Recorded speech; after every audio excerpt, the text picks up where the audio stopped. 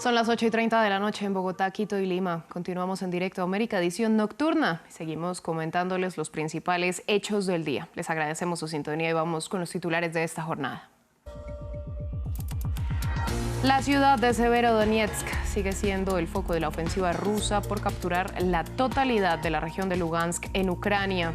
Autoridades locales han reportado fuertes ataques con morteros y artillería. Entre tanto, las tropas ucranianas recibieron armas donadas por Francia. Tras salir victorioso de una moción de censura dentro del Partido Conservador, el primer ministro británico Boris Johnson aseguró que el resultado es extremadamente bueno. Así se concluye un nuevo capítulo del escándalo por las fiestas ilegales en Downing Street durante la pandemia.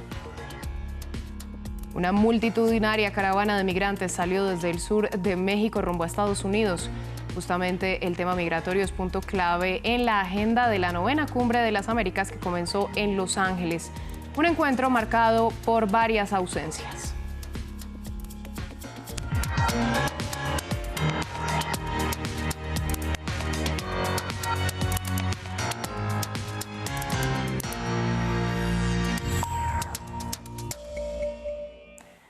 Damos comienzo en Ucrania. La ofensiva rusa continúa enfocada en lograr el control de la ciudad de Severodonetsk, un punto clave que le permitiría a las tropas rusas hacerse con el control total de la región de Lugansk. Las autoridades locales informaron sobre los constantes ataques con morteros y artillería. Parte de la estrategia rusa es provocar la mayor destrucción de la infraestructura de la ciudad para que las tropas ucranianas no tengan nada que defender. Por otra parte, el ejército de Kiev recibió un lote de armas que fue prometido y donado por Francia el mes pasado en abril para apoyar la defensa ucraniana. Veamos los detalles. Son algunas de las últimas armas que han llegado al frente ucraniano. Estos son los cañones autopropulsados César enviados por Francia, ahora en el corazón del conflicto en el Donbass. El objetivo de hoy es la artillería rusa, situada a solo 17 kilómetros. Este es el sonido de los ataques que alcanzan su objetivo. Apenas 4 minutos y 20 segundos después de llegar a este campo de tiro, esta unidad del ejército ucraniano vuelve a salir, buscando evitar que las fuerzas rusas respondan.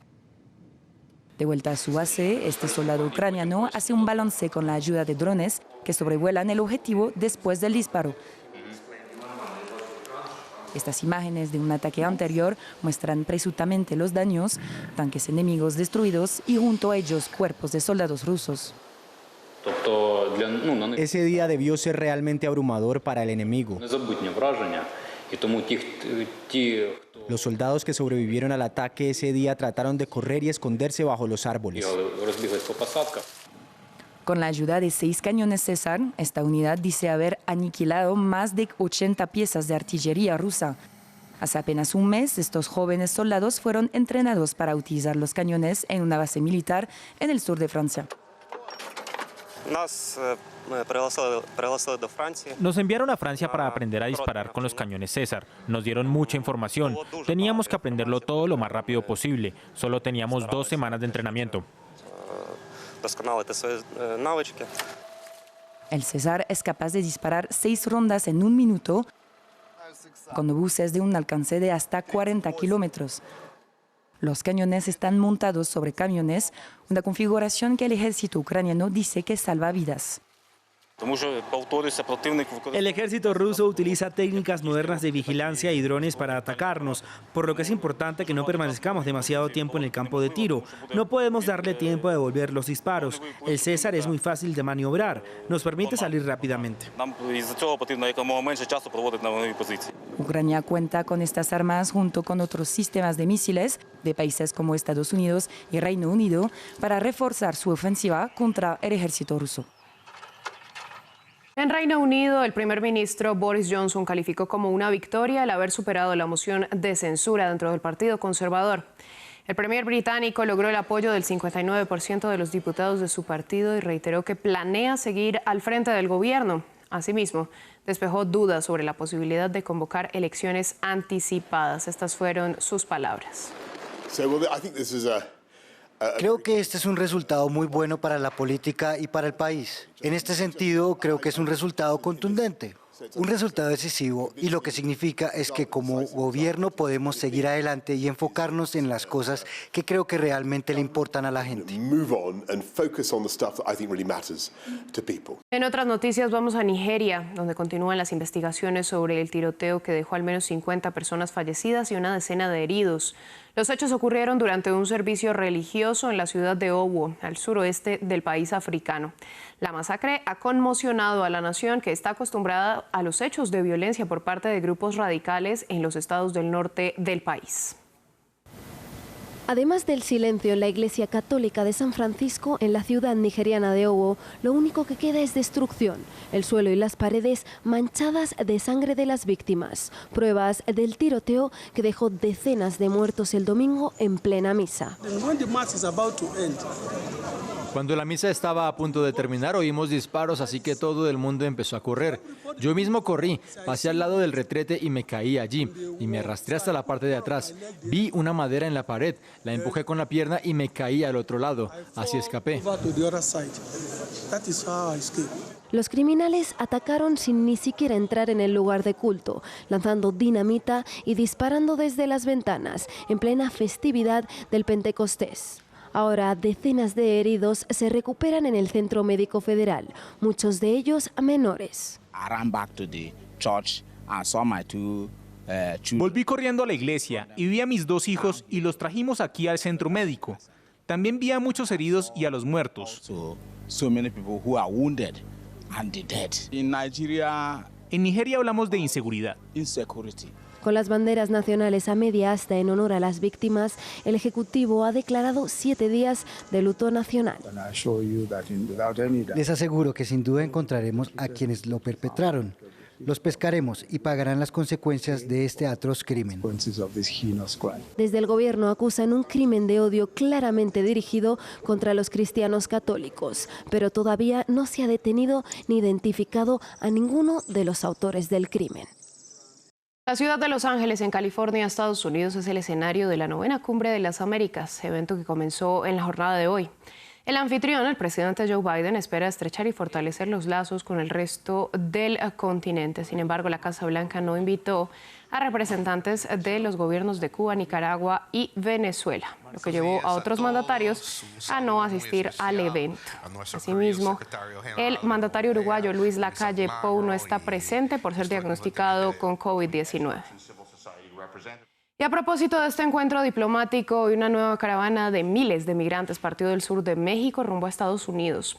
Los migrantes esperan hacer coordinar su llegada con la Cumbre de las Américas que se desarrolla en Los Ángeles, ya lo decíamos. Entre tanto, la organización Human Rights Watch publicó un informe en el cual denuncia abusos sistemáticos contra migrantes por parte de autoridades de Estados Unidos y México en su frontera común. Es una de las caravanas de migrantes más grandes de los últimos años. Más de 6.000 personas, mayoritariamente de Venezuela, huyen de la violencia y de las condiciones precarias. La caravana salió de Tapachula, en el sur de México, donde los migrantes han estado esperando sin conseguir visas humanitarias, y va hacia Estados Unidos. Hermano, tenemos ya casi un mes aquí y no nos han solucionado lo de la visa humanitaria. Queremos un futuro para nuestra familia, no somos violentos. Coordinaron su recorrido con el inicio de la Cumbre de las Américas, que empezó este lunes en Los Ángeles, y se espera que aborde el tema de la migración. El presidente López Obrador decidió, creo, no ir a la Cumbre de las Américas. Nosotros le pedimos, como seres humanos de la Hispanoamérica, que se pongan de acuerdo. Son demasiadas personas migrantes saliendo de lo que han querido convertir a Tapachula en una gran cárcel migratoria. Este lunes, la organización Human Rights Watch publicó un informe denunciando abusos sistemáticos por parte de Estados Unidos y México contra los migrantes. La externalización de control migratorio de Estados Unidos a México ha dado lugar a graves abusos y ha obligado a cientos de miles de personas a esperar en condiciones espantosas para buscar protección. La ONG denuncia la política del presidente Joe Biden, que ha presionado a México para aumentar las restricciones para ingresar y viajar dentro del país, haciendo aún más difícil para los solicitantes de asilo de obtener protección y haciendo de su viaje hacia Estados Unidos una travesía más peligrosa. Human Rights Watch pidió a los jefes de Estado del continente comprometerse para asegurar protección para los migrantes. En otras noticias, el ministro de Medio Ambiente y Recursos Naturales de República Dominicana, Orlando Jorge Mera, fue asesinado a tiros en su oficina. Así lo confirmó el gobierno del presidente Luis Abinader. Las autoridades señalaron que el atacante, identificado como Miguel Cruz, era amigo de la infancia del ministro y fue capturado. Aún no se conocen sus motivaciones. Para ampliar esta información conectamos con Argenida Romero. Ella es escritora y reportera de República Dominicana. Bienvenida a France 24. ¿Qué otros detalles se conocen de este crimen? Buenas noches. Hace pocos minutos el Ministerio Público de República Dominicana informó que el señalado autor del crimen confesó el asesinato y que en las próximas horas se presentará la acusación formal en su contra. Todavía el cadáver del ministro se encuentra en el Instituto Nacional de Forense en espera de la autopsia. Bueno, ¿y qué representaba la imagen del ministro Mera entre la sociedad dominicana? Era un ministro muy valorado por la sociedad dominicana, alguien muy cercano a las luchas medioambientales, desde antes de ser ministro de Medio Ambiente, también con un historial político bastante extenso desde su juventud. Orlando Jorge Mera era hijo del expresidente de la República, Salvador Jorge Blanco, que gobernó República Dominicana entre 1982 y 1986. Desde muy joven era abogado, pero desde muy joven se incluyó en las filas políticas del Partido Revolucionario Dominicano, que en ese momento era el partido de su padre, y ahí militó dentro de la juventud del Partido Revolucionario Dominicano, y ya luego de la separación de un grupo importante de este partido, ejerció como presidente en funciones del Partido Revolucionario Moderno, partido del gobierno actual, hasta de 2015 a 2019, cuando pasó a ser delegado del PRM ante la Junta Central Electoral, y luego en 2020, cuando Luis Abinader ganó la presidencia de la República, fue nombrado ministro de Medio Ambiente. Argenida, usted muchas gracias por su análisis, por compartir esta información con nosotros en France 24. Gracias por la invitación. En otras noticias, este domingo 12 de junio tiene lugar la primera vuelta de las elecciones legislativas en Francia. Semanas atrás, los partidos de izquierda unieron esfuerzos para hacer una sola campaña con miras a ganar la mayoría en la Asamblea y así hacer oposición a la bancada del recientemente reelecto presidente Emmanuel Macron. Emmanuel Macron puede haber ganado la presidencia, pero ahora su agenda depende de los resultados de las legislativas, en las que enfrenta la izquierda unificada. Los líderes del partido Francia Insumisa, los socialistas, los ecologistas y los comunistas han formado una coalición, a la que llaman NUP, un acrónimo que significa la Nueva Unión Popular Ecológica y Social. Su objetivo es simple, llegar con una mayoría a la Asamblea Nacional para bloquear la agenda de Macron y hacer avanzar la propia. El líder del Partido Comunista incluso lleva la campaña puerta a puerta.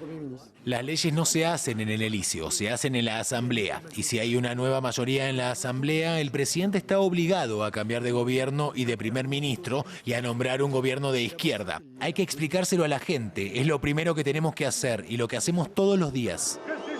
La cabeza del partido Francia Insumisa, Jean-Luc Mélenchon, quedó en un reñido tercer puesto en la primera vuelta de las elecciones presidenciales y ahora aspira a ser nombrado como primer ministro. Lo que traemos es otra visión del mundo, de la sociedad. No les digo que de la noche a la mañana crearemos un paraíso, pero les garantizo que de la noche a la mañana acabaremos con el infierno. Pero el apoyo a la Nueva Unión Popular no es generalizado. Varios pequeños partidos ecologistas se han declarado en contra de la coalición de izquierdas y han apoyado a 250 candidatos distintos en las elecciones legislativas. Y terminamos este informativo en Brasil, donde autoridades indígenas denunciaron que el periodista británico Dom Phillips, colaborador del diario The Guardian, y el indigenista brasileño Bruno Araújo Pereira desaparecieron el domingo en el Valle de Javari, una de las regiones más remotas de la Amazonía. En un comunicado informaron que Araújo, un profundo conocedor de la zona, había recibido amenazas desde hace unos días por parte de invasores. Así llegamos al final de esta emisión de Directo América. Les agradecemos su sintonía y los invitamos a continuar con nosotros, que ya llega Amal Benotman con toda la actualidad del continente africano en África 7 días. Feliz noche para todos.